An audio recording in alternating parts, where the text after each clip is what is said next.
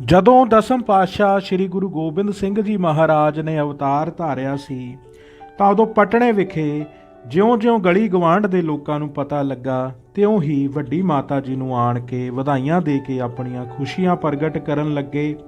ਮਾਤਾ ਨਾਨਕੀ ਜੀ ਪੋਤਰੇ ਦਾ ਚੰਦ ਵਰਗਾ ਸੁੰਦਰ ਮੁਖ ਜੋ ਲਾਲ ਕਮਲ ਦੀ ਤਰ੍ਹਾਂ ਖਿੜ ਰਿਹਾ ਸੀ ਵੇਖ ਕੇ ਬਹੁਤ ਹੀ ਖੁਸ਼ ਹੁੰਦੇ ਸੀ।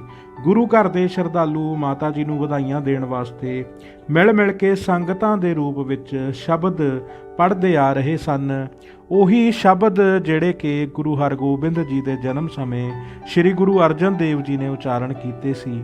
ਸੰਗਤਾਂ ਇਹ ਸ਼ਬਦਾਂ ਨੂੰ ਬੜੇ ਪ੍ਰੇਮ ਨਾਲ ਪੜ੍ਹ ਕੇ ਆਪਣੀ ਸਿੱਖੀ ਪ੍ਰੇਮ ਪ੍ਰਗਟ ਕਰਦੀਆਂ ਸਨ। ਢੋਲਕੀਆਂ, ਛੈਣੇ ਤੇ ਹੋਰ ਖੁਸ਼ੀਆਂ ਦੇ ਅਨੇਕ ਪ੍ਰਕਾਰ ਦੇ ਸਾਜ਼ ਵੱਜ ਰਹੇ ਸਨ। ਕੜਾਹ ਪ੍ਰਸ਼ਾਦ ਦੀਆਂ ਦੇਗਾਂ ਤਿਆਰ ਕਰਕੇ ਗੁਰੂ ਸੰਗਤਾਂ ਸਾਹਿਬਾਂ ਦੇ ਨਾਮ ਦੀਆਂ ਅਰਦਾਸਾਂ ਕਰਕੇ ਆਪਣੀਆਂ ਖੁਸ਼ੀਆਂ ਦਾ ਪ੍ਰਗਟਾਵਾ ਕਰਦੀਆਂ ਸਨ। ਭੱਟ, ਕਲੌਂਤ, ਢਾਡੀ ਆਦਿਕ ਮੰਗਤ ਲੋਕ ਆਣ ਕੇ ਵਧਾਈਆਂ ਦਿੰਦੇ ਅਤੇ ਮੂੰਹੋਂ ਮੰਗਿਆ ਦਾਨ ਲੈ ਕੇ ਖੁਸ਼ੀਆਂ ਨਾਲ ਸਾਹਿਬਜ਼ਾਦੇ ਨੂੰ ਵੱਡੀ ਉਮਰ ਹੋਵੇ ਦੀਆਂ ਅਸੀਸਾਂ ਦਿੰਦੇ ਸਨ। ਆਪ ਜੀ ਦੇ ਅਵਤਾਰ ਧਾਰਨ ਦੀ ਖੁਸ਼ੀ ਵਿੱਚ ਦੇਵ ਵਧੂ ਵੀ ਮਾਤ ਲੋਕਾਂ ਦੀਆਂ ਇਸਤਰੀਆਂ ਦੇ ਭੇਸ ਵਿੱਚ ਅਤੇ ਦੇਵਤੇ ਮਨੁੱਖਾਂ ਦੇ ਭੇਸ ਧਾਰਨ ਕਰਕੇ ਪਟਨੇ ਵਿੱਚ ਆਣ ਕੇ ਅਨੇਕ ਪ੍ਰਕਾਰ ਦੇ ਸਾਜ਼ਾਂ ਨਾਲ ਨੱਚਦੇ ਟੱਪਦੇ ਅਤੇ ਗੀਤ ਗਾਉਂਦੇ। ਮਾਲਣਾ ਭਾਂਤ ਦੇ ਸੁੰਦਰ ਫੁੱਲਾਂ ਦੀਆਂ ਵੱਡੀਆਂ ਮਾਲਾ ਗੁੰਦ ਕੇ ਸਾਹਿਬਜ਼ਾਦੇ ਵਾਸਤੇ ਲਿਆਉਂਦੀਆਂ ਅਤੇ ਮਾਤਾ ਜੀ ਪਾਸੋਂ ਇਨਾਮ ਵਜੋਂ ਬਹੁਤ ਧਨ ਲੈ ਕੇ ਖੁਸ਼ੀਆਂ ਨਾਲ ਘਰਾਂ ਨੂੰ ਜਾਂਦੀਆਂ। ਸਾਹਿਬਜ਼ਾਦੇ ਦੀ ਸੋਭਾ ਸੁਣ ਕੇ ਸ਼ਹਿਰ ਦਾ ਪ੍ਰਸਿੱਧ ਜੋਤਸ਼ੀ ਵੀ ਪੱਤਰੀ ਲੈ ਕੇ ਆ ਗਿਆ। ਉਸ ਨੇ ਮਾਤਾ ਜੀ ਨੂੰ ਵਧਾਈ ਦੇ ਕੇ ਸਾਹਿਬਜ਼ਾਦੇ ਦਾ ਲਗਨ ਮਹੂਰਤ ਵੇਖਣਾ ਕੀਤਾ, ਜਿਸ ਨੂੰ ਸੋਚ ਵਿਚਾਰ ਕੇ ਉਸ ਨੇ ਮਾਤਾ ਜੀ ਨੂੰ ਦੱਸਿਆ ਕਿ ਬਾਲਕ ਦਾ ਲਗਨ ਐਸਾ ਸ੍ਰੇਸ਼ਟ ਪਿਆ ਹੈ ਜਿਹੜਾ ਮੈਂ ਅੱਗੇ ਕਿਸੇ ਬਾਲਕ ਦਾ ਵੇਖਿਆ ਹੀ ਨਹੀਂ। ਇਹ ਬੜੇ ਪਰਉਪਕਾਰੀ ਅਤੇ ਲੋਕਾਂ ਦੇ ਦੁੱਖ ਦੂਰ ਕਰਨ ਵਾਲੇ ਹੋਣਗੇ। ਇਹਨਾਂ ਦਾ ਸੰਸਾਰ ਵਿੱਚ ਬੜਾ ਜਸ ਫੈਲੇਗਾ। ਇਹ ਸੰਸਾਰ ਦੇ ਪੂਜੇ ਹੋਣਗੇ। ਸੰਸਾਰ ਇਹਨਾਂ ਨੂੰ ਪੂਜੇਗਾ। ਇਹਨਾਂ ਦਾ ਸ਼ਸਤਰ ਵਿਦਿਆ ਨਾਲ ਬੜਾ ਪਿਆਰ ਹੋਵੇਗਾ। ਵੱਡੇ ਘੋਰ ਘਮਸਾਨ ਦਾ ਯੁੱਧ ਕਰਕੇ ਵੈਰੀਆਂ ਦਾ ਨਾਸ਼ ਕਰਨਗੇ। ਜਿਸ ਲਗਨ ਵਿੱਚ ਸਾਹਿਬਜ਼ਾਦੇ ਦਾ ਜਨਮ ਹੋਇਆ ਹੈ ਉਸ ਵਿੱਚ ਯੁੱਧ ਕਰਨ ਦਾ ਬਹੁਤ ਸੰਕੇਤ ਹੈ। ਜ਼ਾਲਮਾਂ ਦਾ ਨਾਸ਼ ਕਰਕੇ ਧਰਮ ਦੀ ਸਥਾਪਨਾ ਕਰਨਗੇ। ਵਿਦਿਆ ਵਿੱਚ ਵੱਡਾ ਪੰਡਿਤ ਅਤੇ ਵਿਦਵਾਨਾਂ ਦਾ ਵੱਡਾ ਕਦਰਦਾਨ ਹੋਵੇਗਾ।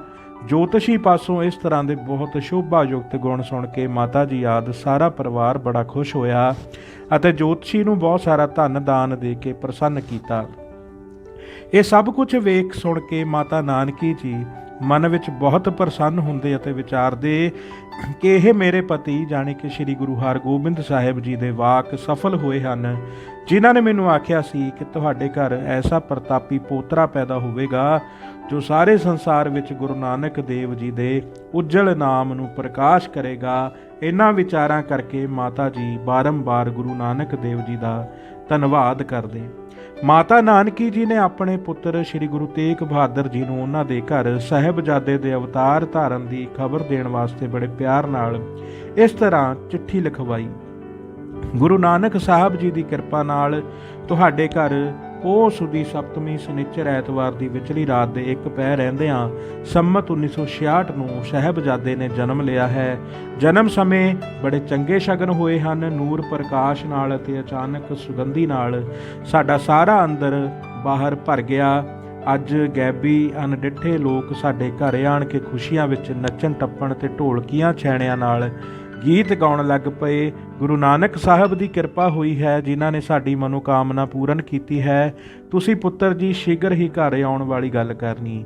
ਇਸ ਤਰ੍ਹਾਂ ਪਿਆਰ ਅਤੇ ਖੁਸ਼ੀਆਂ ਭਰੀ ਚਿੱਠੀ ਲਿਖਵਾ ਕੇ ਮਾਤਾ ਜੀ ਨੇ ਇੱਕ ਸਿੱਖ ਨੂੰ ਦਿੱਤੀ ਅਤੇ ਆਗਿਆ ਕੀਤੀ ਕਿ ਜਿੱਥੇ ਵੀ ਇਸ ਵੇਲੇ ਸਤਿਗੁਰ ਜੀ ਹੋਵਣ ਉਹਨਾਂ ਨੂੰ ਇਹ ਚਿੱਠੀ ਸ਼ੀਘਰ ਹੀ ਪਹੁੰਚਾਓ।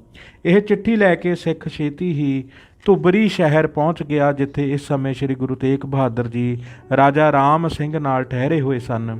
ਚਿੱਠੀ ਪੜ੍ਹ ਸੁਣ ਕੇ ਰਾਜਾ ਰਾਮ ਸਿੰਘ ਅਤੇ ਉਸ ਦੇ ਸੈਨਿਕਾਂ ਨੇ ਬੜੀਆਂ ਖੁਸ਼ੀਆਂ ਮਨਾਈਆਂ।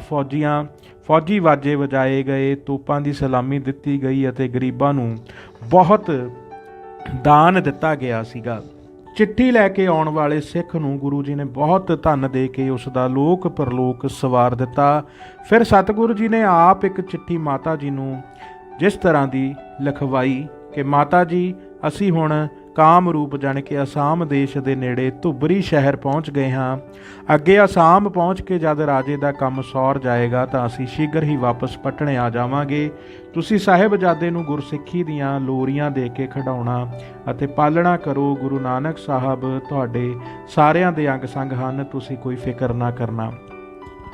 ਗੁਰੂ ਸਾਹਿਬ ਜੀ ਵੱਲੋਂ ਧੀਰਜ ਅਤੇ ਅਸੀਸਾਂ ਭਰੀ ਚਿੱਠੀ ਆਉਣ ਨਾਲ ਮਾਤਾ ਜੀ ਬੜੇ ਪ੍ਰਸੰਨ ਹੋਏ। ਜੋ ਵੀ ਮੰਗਤ ਜਾਂ ਕੋਈ ਵਧਾਈ ਦੇਣ ਘਰੇ ਆਉਂਦਾ, ਮਾਤਾ ਜੀ ਸਭ ਨੂੰ ਧਨ ਵਸਤਰ ਤੇ ਮਠਿਆਈਆਂ ਆਦਿ ਨਾਲ ਪ੍ਰਸੰਨ ਕਰਕੇ ਘਰੋਂ ਤੋਰਦੇ। ਮਾਤਾ ਜੀ ਘਰੇ ਆਉਣ ਵਾਲੀਆਂ ਇਸਤਰੀਆਂ ਦੇ ਛਾਏ ਪਰਛਾਏ ਤੋਂ ਸਾਹਿਬਜ਼ਾਦੇ ਦੇ ਬਚਾਓ ਵਾਸਤੇ ਅਨੇਕ ਪ੍ਰਕਾਰ ਦੇ ਉਪਾਅ ਕਰਦੇ ਰਹਿੰਦੇ ਅਤੇ ਪਿਛਲੀਆਂ ਗੱਲਾਂ ਨੂੰ ਯਾਦ ਕਰਕੇ ਦਰਸ਼ਨ ਕਰਨ ਆਈਆਂ ਇਸਤਰੀਆਂ ਨੂੰ ਸਾਹਿਬਜ਼ਾਦੇ ਦੇ ਦਰਸ਼ਨ ਦੂਰੋਂ ਹੀ ਆਪਣੀ ਕੁੱਛੜ ਚੁੱਕ ਕੇ ਕਰਾ ਦਿੰਦੇ। ਕਿਉਂਕਿ ਬਾਲਕ ਰੂਪ ਕ੍ਰਿਸ਼ਨ ਭਗਵਾਨ ਨੂੰ ਕੰਸ ਦੀ ਭੇਜੀ ਹੋਈ ਪੂਤਨਾ ਦਾਈ ਨੇ ਆਪਣੀ ਛਾਤੀ ਨੂੰ ਜ਼ਹਿਰ ਲਾ ਕੇ ਦੁੱਧ ਪਿਆ ਕੇ ਮਾਰਨਾ ਚਾਹਿਆ ਸੀ, ਪਰ ਉਹ ਪਰਮੇਸ਼ਰ ਅਵਤਾਰ ਸਨ, ਉਸ ਨੂੰ ਮਾਰ ਦਿੱਤਾ ਤੇ ਆਪ ਬਚ ਗਏ। ਇਸੇ ਤਰ੍ਹਾਂ ਹੀ ਬਾਲਕ ਰੂਪ ਸ਼੍ਰੀ ਹਰਗੋਬਿੰਦ ਜੀ ਨੂੰ ਇੱਕ ਪਖਿਆਨ ਖਿਡਾਵੀ ਇਸਤਰੀ ਨੇ ਆਪਣੇ ਛਾਤੀ ਨੂੰ ਵਿਉ ਲਾ ਕੇ ਅਤੇ ਇੱਕ ਘਰ ਦੇ ਰਸੋਈਏ ਨੇ ਦਹੀਂ ਵਿੱਚ ਜ਼ਹਿਰ ਦੇ ਕੇ ਮਾਰਨਾ ਚਾਹਿਆ ਸੀ, ਪਰ ਆਪ ਜੀ ਨੂੰ ਗੁਰੂ ਅਵਤਾਰ ਹੋਣ ਕਰਕੇ ਕੋਈ ਖੇਦ ਨਾ ਹੋਇਆ। ਇਸ ਕਰਕੇ ਮਾਤਾ ਜੀ ਕਿਸੇ ਓਪਰੀ ਇਸਤਰੀ ਜਾਂ ਪੁਰਸ਼ ਨੂੰ ਸਾਹਿਬਜ਼ਾਦੇ ਦੇ ਦਰਸ਼ਨ ਦੂਰੋਂ ਆਪਣੀ ਕੁੱਛੜ ਚੁੱਕ ਕੇ ਕਰਾਉਂਦੇ। ਕਿਸੇ ਨੂੰ ਵੇਖਣ ਵਿਖਾਉਣ ਵਾਸਤੇ ਸਾਹਿਬਜ਼ਾਦੇ ਨੂੰ ਨਹੀਂ ਦਿੰਦੇ ਸਨ। ਸਾਹਿਬਜ਼ਾਦੇ ਦਾ ਨਾਮ ਗੋਬਿੰਦ ਰਾਏ ਸ਼੍ਰੀ ਗੁਰੂ ਤੇਗ ਬਹਾਦਰ ਜੀ ਨੇ ਉਸ ਸਮੇਂ ਹੀ ਰੱਖ ਕੇ ਮਾਤਾ ਜੀ ਨੂੰ ਲਿਖ ਭੇਜਿਆ ਸੀ। ਜਦੋਂ ਸਾਹਿਬਜ਼ਾਦੇ ਦੇ ਜਨਮ ਦੀ ਖਬਰ ਇੱਕ ਸਿੱਖ ਲੈ ਕੇ ਆਪ ਜੀ ਪਾਸ ਧੁਬਰੀ ਗਿਆ ਸੀ, ਪਰ ਮਾਤਾ ਜੀ ਨੇ ਆਪਣੇ ਸਹੁਰਾ ਸਾਹਿਬ ਦਾ ਨਾਮ ਸ਼੍ਰੀ ਹਰਗੋਬਿੰਦ ਸਾਹਿਬ ਹੋਣ ਕਰਕੇ ਆਪ ਜੀ ਸਾਹਿਬਜ਼ਾਦੇ ਦਾ ਸਿੱਧਾ ਨਾਮ ਗੋਬਿੰਦ ਰਾਏ ਨਹੀਂ ਸਨ ਲੈਂਦੇ, ਸਗੋਂ ਲਾਡ ਪਿਆਰ ਨਾਲ ਕਦੀ ਆ ਮੇਰਾ ਰਾਮ ਜੀ ਤੇ ਆ ਮੇਰਾ ਸ਼ਾਮ ਜੀ ਆਖਦੇ ਸਨ। ਜਿਵੇਂ ਰਾਮ ਜੀ ਸ਼੍ਰੀ ਰਾਮ ਚੰਦਰ ਜੀ ਅਤੇ ਸ਼ਾਮ ਜੀ ਸ਼੍ਰੀ ਕ੍ਰਿਸ਼ਨ ਭਗਵਾਨ ਜੀ ਪਰਮੇਸ਼ਰ ਅਵਤਾਰ ਸਨ, ਤਿਵੇਂ ਹੀ ਮਾਤਾ ਜੀ ਸਾਹਿਬਜ਼ਾਦੇ ਨੂੰ ਵੀ ਇੱਕ ਰੂਪ ਪਰਮੇਸ਼ਰ ਅਵਤਾਰ ਹੀ ਮੰਨਦੇ ਸਨ। ਧੰਨ ਧੰਨ ਦਸਮ ਪਾਤਸ਼ਾਹ ਸ਼੍ਰੀ ਗੁਰੂ ਗੋਬਿੰਦ ਸਿੰਘ ਜੀ ਮਹਾਰਾਜ। ਵਾਹਿਗੁਰੂ ਜੀ ਕਾ ਖਾਲਸਾ, ਵਾਹਿਗੁਰੂ ਜੀ ਕੀ ਫਤਿਹ।